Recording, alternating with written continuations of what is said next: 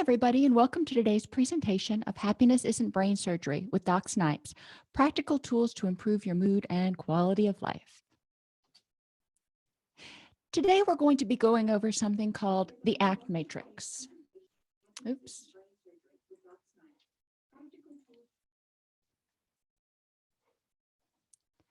Today, we're going to be going over something called the ACT matrix. In this first segment, we're going to review the main points of acceptance and commitment therapy and identify what a rich and meaningful life looks like for you.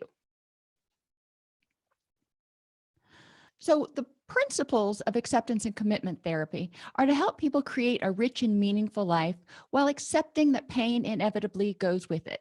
So, we know that life happens. We can't avoid hurting. We can't avoid occasional disappointment.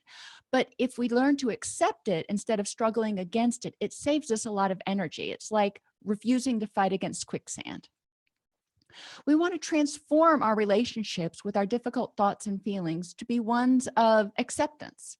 If something bad happens, if we get angry, if we get anxious, noticing that, recognizing that those emotions are designed to tell us to check and see if there's a threat or to do something, and then figuring out what to do that will help us get closer to our goals. We want to learn to perceive unpleasant feelings as harmless, even if uncomfortable, transient events. So you'll get angry. You're going to get sad. You're going to get depressed. It happens. It sucks. And, I'm sorry for that. However, those feelings will pass. The reason that sometimes people get stuck in those feelings is they hold on to them and they nurture them. So what we want to look at is how can you avoid nurturing those feelings and how can you take steps to improve the next moment so you don't stay stuck in that feeling and in that moment. Ultimately, you want to take effective action guided by your deepest values in which you're fully present and engaged. So ask yourself, where is it that I want to be? What is it that's important to me? And is doing this or dwelling on this or nurturing this helping me achieve those goals, or is it just draining my energy? And I've kind of gotten ahead of myself to the shortcut question, but ultimately that's what acceptance and commitment therapy comes down to. You're accepting that life sucks sometimes, but you're committed to choosing behaviors and using your energy in a way that will help you meet your goals instead of distracting you or getting you stuck in an unhappy, unpleasant place. So think about it. A couple of things that come up really often for people are getting angry and fighting with someone on social media and getting and staying angry about an irresponsible driver or road rage. So let's look at both of those real quick. When you get angry and fight with someone on social media, is anger telling you there's a threat? Well, maybe. Anger is telling you someone is disagreeing with you and maybe rejecting your opinion or being unkind, which goes to some of our basic fears. We don't like to be out of control, rejected, isolated. We don't like to feel like we failed at anything. And we don't really like the unknown. So yes, it could play into those fears and there could be a threat. But we've got to ask ourselves, is this person's opinion or is this particular fight really worth my energy and effort to divert my energy and effort away from my goals and values? Or should I let it go? And there are options you have on social media. You can block the person. You can choose to ignore it. Believe it or not, you can. Or obviously you can engage with them. But again, you have to figure out whether using that energy in some way is helping you get closer to your goals and values. Or is it just feeding into some of their negativity and need for power and control? The other scenario is getting and staying angry about an irresponsible driver. How many times have we been on the interstate or on a regular road and we're driving along and somebody comes up and they're tailgating and they come flying up behind you and then they tailgate you. So, that was irresponsible. That was kind of scary. They're riding your bumper, they're passing, they're cutting you off. Now you have the option of getting angry. Is your first response to get irritated or angry? Sure. Is there a threat? Sure. because they could potentially get into a car wreck with you. However, is the threat one that is present, or is there a way to get out of that threat so you don't have to stay angry or afraid and move towards your goals? Ultimately, it comes down to, is trying to engage this irresponsible driver a good use of your energy? Is it going to do anything to improve your day or improve your life? Most likely not. So we want to ask ourselves, are we using our energy to a good end? We could use our energy to get into the slow lane or get into the fast lane, wherever we need to get out of their way so they can get past us and get on with being irresponsible to somebody else. Or we can try to create a rolling roadblock and get angry and yell at them and do all kinds of things that are most likely going to cause us a whole other world of hurt. Which one's the better option? In the moment, and in section number 3, we're going to talk about unhooking, because our knee-jerk reaction is probably one of trying to fight. But when we take a moment, we breathe, we step back, we go, is this worth my energy? Ultimately, 99 times out of 100 or more, you're probably going to realize that it's not. And that's what the matrix is all about. Figuring out how to step back and effectively use what limited energy you have. Before you can answer the question, will this behavior, getting angry at somebody, yelling at somebody, whatever you're doing, will this behavior help me get closer to my goals and being the person I want to be? You have to know first what your goals are. So we'll start by clarifying the destination, because a lack of clarity about values and goals underlies most of your distress or keeps you stuck. If you don't know where you're going, if you don't know what you're specifically needing to devote your energy to, you may not have a clear idea of what the best use of your energy is. Think about a morning. I'm really structured. And if I don't plan out my day, I'll be kind of sitting there spinning around in the middle of the house going, well, what do I do next, George? I need structure. I need plans. I need goals. So if I don't have those, then I'm not really sure what to do with myself. Another scenario you can think of is maybe you decide to go on vacation. Are you going to get in the car to go on vacation and just go, yeah, we're going to start driving and we'll see where we end up? Or are you going to have a destination in mind and figure out generally how to get there? So without a destination in mind, you don't know which direction to turn. You can't say, well, this behavior is helping me get closer to where I want to be, if you don't know where it is, which means you can get caught up spinning your wheels, fighting against something or doing something that distracts you from your goals. And then when it's all said and done, you realize, you know what, that was a waste of my energy. I'll do that on the weekends. If I don't have a plan, I'll kind of walk around and do things aimlessly. And then at the end of the weekend on Sunday, I realize, oh, you know what? I really had these other 4 things I needed to do, but I didn't devote my energy to those. So, well, crap. I don't know how I'm going to get them done now. Same sort of thing here. You need to have those goals ever present in your mind so you can continuously check with yourself and say, is this helping me move forward? The first question then is, what does rich and meaningful life look like to you? So start by thinking about which relationships are most important to you and what do you want those relationships to be like? Now, some relationships you have, they're great, but you wouldn't be devastated if they ended. There are other relationships you have that are super important to you. Which ones are those and what do they look like? How do you want to spend time with these people? How can you nurture these relationships to make them really good, healthy, positive relationships? The next thing you want to look at, once you figure out what people are important in your life, you want to think about what events, things, and experiences are meaningful to you. And some of this goes to, if you want to look at it as your relationship with yourself, because there are certain things you need to do to take care of yourself before you can be healthy and helpful to anyone else. You need to be happy or at least fully charged. But let's look at some things that you do that are maybe important. So work. You go to work every day, whether you like it or not. And this is one of those things where you could be spinning your wheels. So you want to ask yourself, what about work is meaningful and important to me? Is it the paycheck? Is it what you do through your job? Is it the fact that your current job is going to help you maybe open your own business or do something eventually? It's a means to an end. What about work is meaningful to you? And what do you need to do to nurture that and to create the most helpful, happy situation that you can from your current work environment? Then you want to move on to health.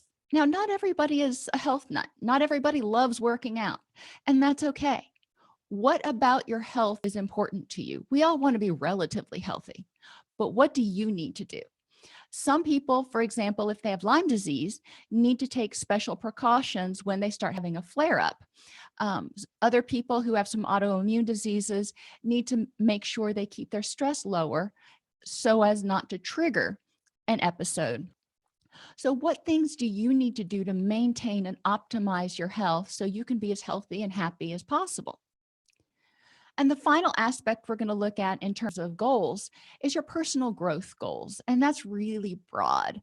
It can be anything from your hobbies to relaxation to, you know, anything you want to do that's meaningful. Maybe it's your bucket list here. And there are probably a lot of things on your bucket list. But again, I would ask you to look at that list and identify the 3 or 5 things on that list that are super important to you, that you really know you want to do or think you have to do at some point before you leave this earth. Those go into your goals and values. And we round it out with values. Values are a lot more ambiguous than goals and relationships. Those things are tangible. Those things are things we can say, yes, I learned to play the guitar. Yes, I've got a good relationship with X and so.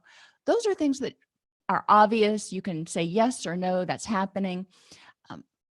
And they're typically a little bit simpler than our values. Our values are characteristics that define us, characteristics that we want to be known by. Sometimes I ask people, when you pass on, what are the 3 or 5 values or characteristics you want people to remember you by? And they can range anything from being successful to self-reliant to adventurous to courteous. What's important to you that when people think about you, they think, oh, that person is so fill in the blank. Those are your values. So you're going to take all of those things, and that's still a lot. Even if you only have 5 things in each area we noted, that's still a lot there. But that's helping you define what is important to you, what you want to use your energy on, because you don't have a lot of energy, and you've got to figure out how to best use your energy. A lot of people I work with that are clients have come to me and they're unhappy because they haven't achieved their goals. They haven't gotten where they want to be, and they don't feel like they have any energy to get where they want to be. They're exhausted. They're just done. And what I encourage them to look at is, where's your energy going? And a lot of times we find that their energy is going into these distraction and diversion activities and getting stuck in autopilot and doing things without even thinking about it that just completely drain their energy. And that's where we're going to move on in the next couple of modules, is looking at what's important and what's distracting. So you've defined what a rich and meaningful life looks like to you. And you have all those things over here. I only put a few values there just to kind of give you an idea, but you'll have all that filled out. You're here in the middle right now. On any given day, you're here in the middle. And you have the choice between choosing thoughts and behaviors that will divert you from doing those things or working toward those things. Or you can choose thoughts and behaviors that'll help you move toward those things. And some of those thoughts and behaviors may be things as simple as waking up and trying to be optimistic and doing things to prevent unhappiness and doing things to prevent illness, because we all know we don't make much forward progress when we're sick. So you've defined the destination. Now we want to look at what are your toward behaviors. So what behaviors can you do? What things can you do that are going to help you move toward those goals and values? You can address physical vulnerabilities. These are things that make you more likely to be emotional, cranky, react more strongly, negatively to things. And the word vulnerability kind of puts it out there. So if you're in pain, if you're tired, if you haven't been eating well, if you're dehydrated, any of those things can distract you and drain your energy so you don't have that energy to work toward your goals and values. So address those. That's the first step. Make sure you're eating well, getting a good night's sleep, and trying to take as good a care of yourself as possible so you have the energy to work towards your goals. The next step is engage supportive relationships. You probably have a relationship or some relationships that are at least somewhat supportive. And it's always helpful to have a cheering section. So you can engage with friends, especially when something unpleasant comes up, or if you're worried about something or trying to make a decision, ask for other people's input. Get other people's assistance, support, and help. It'll reduce your energy drain. And then you can improve and accept the moment. Sometimes unpleasant things happen and you can either choose to fight against them, and how effective is it to tell yourself to not be angry when you're angry? Most of the time, it's not effective at all. Just saying, well, you shouldn't feel angry. Well, it's how you feel. So you're either fighting a losing battle, a losing tug of war, or you say, all right, I'm angry in this moment, but I don't have to stay angry. What can I do to improve the next moment and get out of this funk?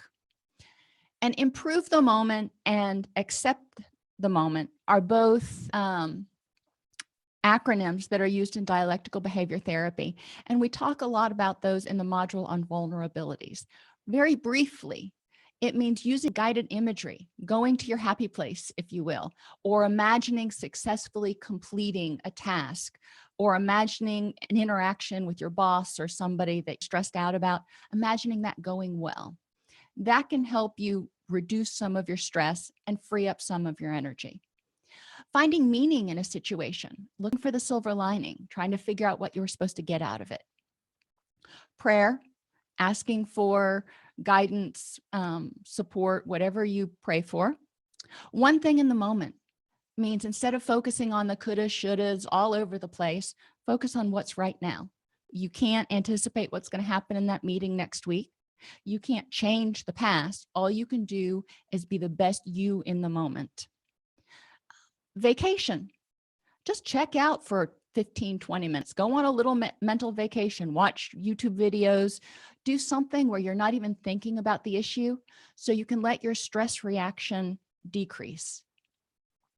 And provide yourself encouragement. Be your own best cheerleader.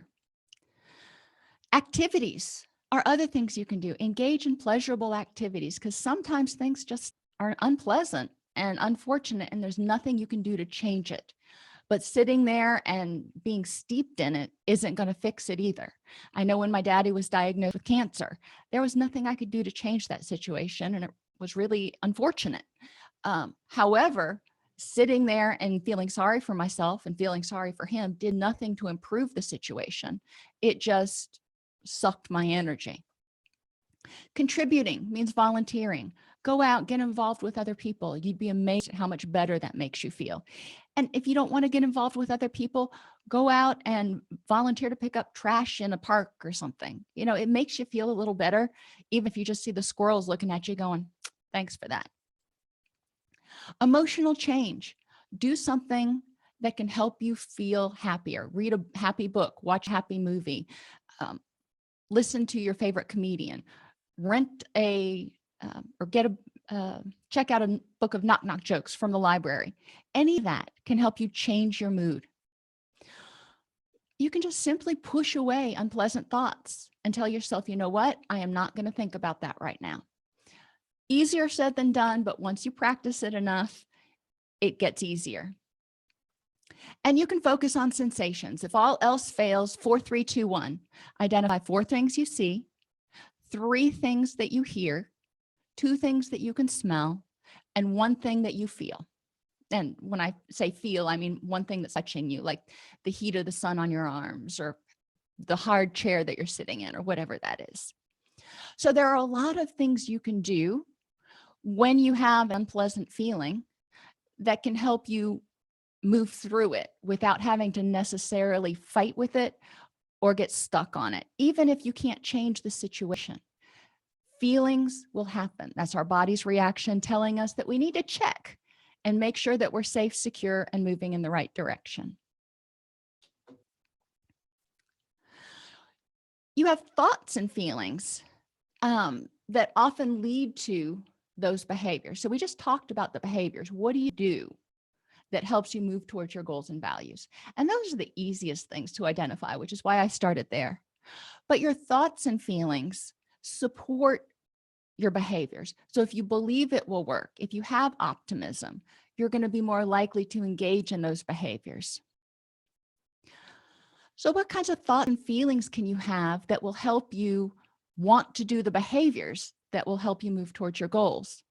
If you feel empowered, if you feel like when you do something, it will make a difference, then you're going to be more likely to try to do something. And if that something helps you move towards your goals, well, then see, we're on the right path here. Motivation. If you're excited about your goals and values, that's going to encourage you to do the behaviors that you need to do to achieve your goals and values. If you're determined, kind of like motivated and optimistic, if you're determined, motivated, and optimistic, you're going to say, all right, even though some of the stuff that I've got to do right now to reach my goals and values may not be easy, I am ready for it because I know that I can do it and I have the power to achieve my goals. So you see how we're creating a positive mental environment, which encourages us to do the hard work to achieve our goals and values. Take home message. Your behaviors, what you do, impacts your thoughts and feelings. If you are tired, sick, in pain, engaging in relationships that are unsupportive, fighting with emotions, you're probably not going to have all kinds of positive, optimistic, empowering thoughts. But when you're doing the next right thing, when you're healthy, happy, and energetic, you're more likely to have positive thoughts. And positive thoughts are going to encourage you to keep doing the next right thing. All of those help you reach your goals and values. So in summary, your toward behaviors provide you some benefit in the short term. They may not make you feel great. They may not make you help escape the pain, but they help you tolerate whatever's going on and make the best decision so you use your energy in the best way possible to achieve your goals and values. Your thoughts and feelings often lead to behaviors to deal with the situation in a way that will help you achieve your goals and values. If you're optimistic and you feel empowered and you feel like you've kind of got the world by the tail, you're going to be more likely to engage in those toward behaviors and keep working towards your goals and values, even when you encounter some sort of a hurdle or obstacle. In order to reach your goals and become a person you want to be, you need to effectively use your energy and resources. Many people are unable to achieve their goals because they get caught in the trap of using their energy for activities that just don't help them move toward their goals. It may not help them move away from them, but it doesn't help them move toward them. So by defining your goals, you can evaluate each situation to determine if it's an effective use of your energy. If you like this podcast, you can subscribe on your favorite podcast player. You can subscribe to our Facebook group at docsnipes.com/Facebook. Subscribe to our YouTube channel at youtube.com/allceuseducation, or join our community at docsnipes.com.